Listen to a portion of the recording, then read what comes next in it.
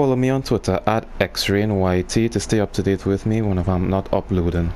Thanks. Alright, so ladies and gentlemen, welcome. My name is Rain and welcome back to the In-Depth Legend Guide. For today, we're gonna have somebody special. We're gonna have a big look at one of the big boys. Bigger than freaking Belle Delphine, even bigger in size than freaking Big Chungus. And that legend is going to be Maui.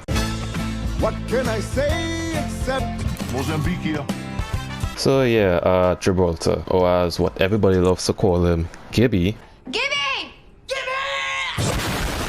Gibby is in the defensive class and is classified as a shield fortress. Yeah, no shit. I guess that oughta do it.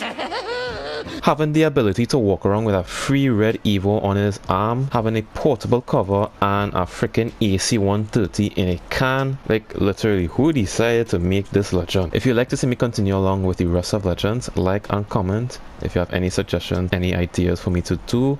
And always remember to subscribe if you enjoy and like to help this channel grow. Alright guys, alright, so listen to this. Remember how I say before, you know, if you don't want to sub, you don't have to, you know, it's your free choice. But I'm gonna have to tell you that you need to this time. Otherwise, Gibby is just going to do some unholy things to you that you probably do not want to happen to you. So if you don't, that is going to happen. And you do not want that to happen. You have no other choice. I'm sorry. Alright, so you know the drill how this is going to go right now. We're going to have a look at Gibby's abilities and see what he can contribute to the fight. First is his gun shield. This allows him to have a shield up every time he aims long sights, being able to block 50 damage in all of his upper body and his arms. You smell that? I smell cap. It also has a 9-second cooldown after being destroyed. Next, we will have his Dome of Protection. Protection. It is a dome that you can throw down that gives you full 360-degree cover all around you and being able to block every type of damage that is coming your way. You can also heal 15% faster inside the dome. It lasts 12 seconds before it expires and times out. Cooldown for it is 30 seconds. And also, Gibby can also fast res inside the dome. Normally a regular res will take 7 seconds, but Gibby can pull it off in about 5 seconds. And to tell you, it makes a huge difference. And also you have like full protection, so you are protected at all times. Lastly, we have his defensive bombardment, which I really don't see how it is labeled defensive. It's a literal AC-130 kill streak. There is nothing defensive about it. You do not need no further explanation on this. Also, since he is a very heck legend, to compensate, Gibby will take 15% less damage and he is not slowed down by bullets thanks to the fortified ability. If you don't know, bullets do slow you down. When you get shot every once in a while, it will slow you down for a few seconds and it will just keep resetting like that. This could affect you badly if you're trying to run away, and if you're trying to slide, it will lose your momentum and it can cost you your life. This effect does not happen to Gibby, so be mindful for that. Alright, so let's see how difficult it is to play Gibby. For me, honestly, he is between the more medium to hard difficulty. Main factor for this is his Dome of Protection. You need to know how to master this thing, find the absolute best moments possible to make this as effective as it can be. He's also a very big legend. I mean, he's huge, having the biggest hitbox in the game, which makes it really hard to pull off 1v1 fights. And I mean, if you are fighting against a Gibby, you literally just cannot miss your shots. You just can't miss. The best maps to play Gibby, honestly, all the maps are great for him. But you see Olympus, jeez and ages.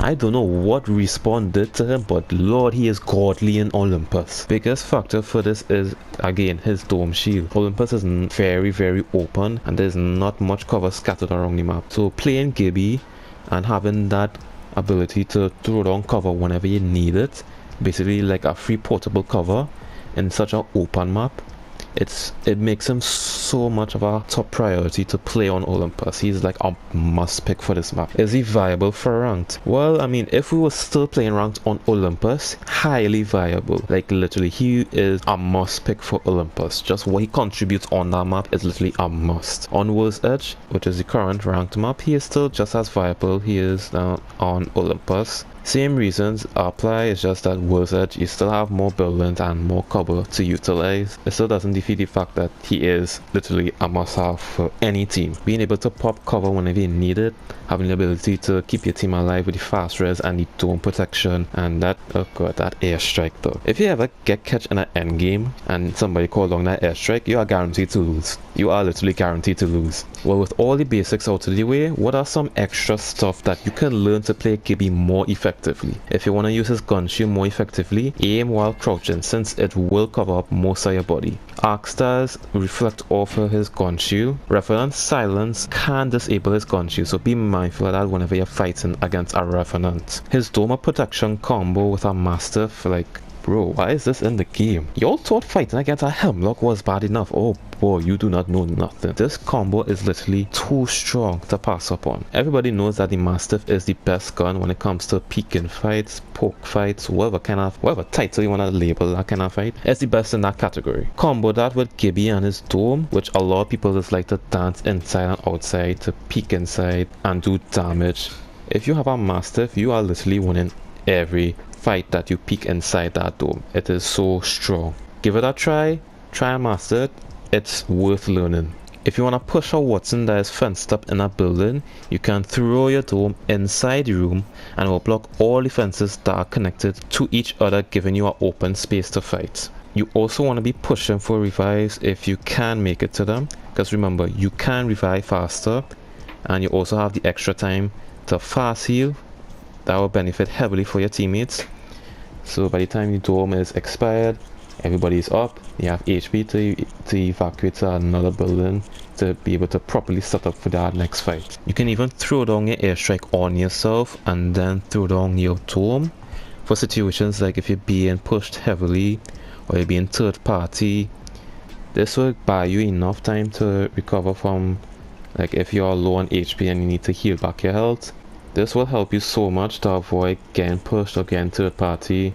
Just buys you that time to be fully healed up before that fight ends up taking place. If you are being gassed by caustic, you can throw down your dome and it will block all the gas around you. Once the gas barrel itself or the gas grenade is not in the dome, you should be fine. Gibby is honestly the best legend to use if you are playing the sniper role. Having your gun shield to tank the sniper shot is so useful. I remember snipers does do more than 50 damage. It even could tank dog. I not realized. A Kraber does 145 damage. And if you hit his gun shield, it tanking the whole 145. You can't tell me that is not strong. I tell you, he has a red Evo on his arm.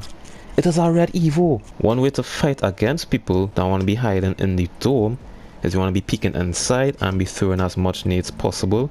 This will force everybody inside the dome out of it, which gives you the free option to fight everybody out of the dome. If you really want to take the numbers advantage against a team, if you manage to knock one person from the enemy team, throw your airstrike on them. This will ensure that nobody can pull off the revive on the knocked enemy, and even if they do, that's just a free knock for you and you have the bigger advantage over that enemy team. One thing you want to be very mindful, especially if you're going up against a team that has a crypto on it, is his EMP. His EMP can destroy your dome. A situation that I have experienced already, and this was with me playing as crypto, where the enemy Gibby did the airstrike dome combo, throw the airstrike and then throw the dome on himself. I managed to go into my drone, EMP his dome, and it literally destroyed the whole dome, which ends up making him having to tank all his airstrike damage, and it eventually knocked him. Then after it slowed down all of his teammates, which leads us for the big third party to help clear out our entire team and win the match.